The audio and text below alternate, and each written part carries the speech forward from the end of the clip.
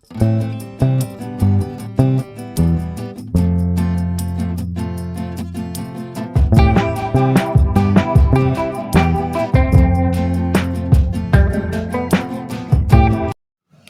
Friends, welcome back to our channel.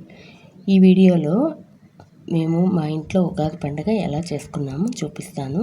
ఈ ఉగాది చాలా special అండి, ఎందుకంటే మా అమ్మ వాళ్ళ ఇంట్లో ఈ పండుగ చేసుకున్నాం. అమ్మ వాళ్ళు అంటే మా పిల్లలకి ఇది అమ్మమ్మ గారి ఇల్లు కాబట్టి అమ్మమ్మ గారి ఇంట్లో మా ఉగాది ఎంత ట్రెడిషనల్గా జరిగిందో, ఈ పండుగని మేము ఎలా జరుపుకున్నాము ఆ విశేషాలన్నీ ఈ వీడియోలో చూపిస్తాను. ప్రతిసారి పండగ అంటే స్నానం చేసి కొత్త బట్టలు కట్టుకొని ఇంట్లో పూజ చేసుకుని తర్వాత గుడికెళ్ళి పూజ చేయించుకొచ్చేవాళ్ళం. ఈసారి అలా కాకుండా చాలా స్పెషల్స్ ఉన్నాయి మా పండగలో. ఉగాది అంటే తెలుగు వాళ్ళందరికీ కొత్త సంవత్సరం పండగ అనమాట. నార్మల్గా పిల్లలందరికీ కొత్త సంవత్సరం న్యూ ఇయర్ అనగానే గుర్తొచ్చేది జనవరి 1. ఆ రోజైతే కేక్ కట్ చేసుకొని సెలబ్రేట్ చేసుకుంటాం.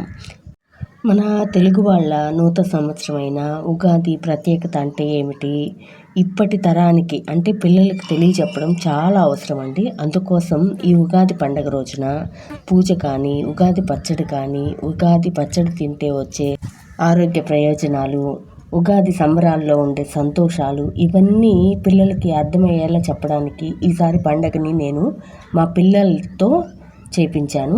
పిల్లలతో చేపించడం అంటే ప్రతిసారి పండగలో పిల్లలు ఉంటారు, కానీ ఈసారి పండగ పనిలో ప్రతి దానిలో పిల్లల్ని ఇన్వాల్వ్ చేసి ఇలా చేయండి అలా చేయండి అని చెప్పి వాళ్ళ చేతే పండగని చేపించాను.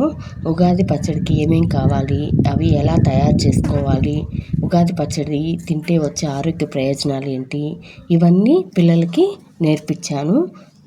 ఇలా ప్రతి పనిలో వాళ్ళని ఇన్వాల్వ్ చేయడం వల్ల మన సంస్కృతి సాంప్రదాయాలు పిల్లలకి గుర్తుంటాయి. వాటి ప్రత్యేకతని పిల్లలకు ప్రాక్టికల్గా తెలుస్తుంది.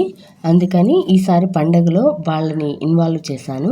ఉదయాన్నే స్నానం చేసిన తర్వాత పూజకు కావాల్సిన పువ్వులు, ఉగాది పచ్చడికి కావాల్సిన పదార్థాలన్నీ తీసుకొచ్చి వాళ్ళ చేతే ఉగాది పచ్చడి తయారు చేపించి పూజ చేయించాను. దాని తర్వాత ఉగాది పచ్చడి తినే దానిలో కూడా వాళ్ళు చాలా ఉత్సాహం చూపించారు. అదైతే నాకు చాలా సంతోషంగా అనిపించింది. ప్రతిసారి కూడా ఇలాగే ప్రతి పండగలో వాళ్ళని ఇన్వాల్వ్ చేస్తే మన తెలుగు సాంప్రదాయాల పట్ల వాళ్ళకు ఒక అవగాహన వస్తుంది. అంతేకాకుండా ఉగాది పండగ రోజు పూజ అంటే దీపం పెట్టడం, ధూపం వేయడమే కాదు, ఒక ధ్యానం, మంత్రోచ్చారణ ఉంటాయని, ధ్యానం వల్ల ఏకాగ్రత వస్తుంది. ఏకాగ్రత ఉన్నప్పుడు మనం చేసే ప్రతి పనిని చిత్తశుద్ధితో, కాన్సన్ట్రేషన్తో నిర్వహించవచ్చు. మంత్రోచ్చారణ వల్ల వాక్శుద్ధి కలుగుతుంది. ఎటువంటి మంత్రం జపించేటప్పుడు మనం ఎటువంటి విషయాలపైన ధ్యాస పోకుండా దైవం మీదే మన చింత ఉంటుంది. అందుకోసం మంత్రోచ్చారణ, ఏకాగ్రత ఖచ్చితంగా పిల్లలకి నేర్పించాలి.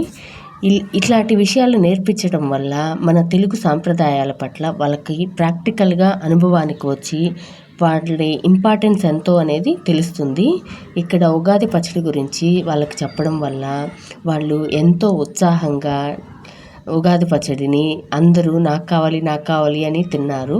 ఇదైతే నాకు చాలా బాగా నచ్చింది. ఇలా మా ఇంట్లో పండగ సంబరాలు అయిపోయాక మేము సాయంత్రం గుడికి వెళ్ళాం. గుళ్ళో దైవ దర్శనం తర్వాత మా గుళ్ళో సంబరాలు అయితే చాలా బాగా జరిగాయి. మా ఊర్లో ప్రజలందరూ ఈ మధ్య కోలాటం నేర్చుకుంటున్నారు. మా ఊరి దేవుణ్ణి ఊరేగింపుగా కోలాటం చేసుకుంటూ ఎంతో మంచిగా ఉత్సవాన్ని జరిపారు. ఎంతో హ్యాపీ అనిపించింది. ఈ పండగని నేను ఇక్కడ ఉండి జరుపుకోవడం చాలా బాగా అనిపించింది. మేము మా ఊర్లో ఉంటే ఇదంతా మిస్ అయ్యే వాళ్ళం అని ఫీల్ అయ్యాను. ఊరి ప్రజలందరూ ఎంతో హ్యాపీగా మా ఊరి దేవుణ్ణి ఉత్సవానికి తీసుకొచ్చారు. ప్రజలు కోలాటం అయితే ఈ మధ్య చాలా బాగా గురువుగారు నేర్పించారంట. మా ఊరి ప్రజలు ఈ కోలాటాన్ని ఎంతో బాగా నేర్చుకున్నారు. ఇక్కడ ప్రదర్శించారు కూడా. ఊరి జనమంతా వచ్చారు దేవుణ్ణి కోలాటం చూడడానికి.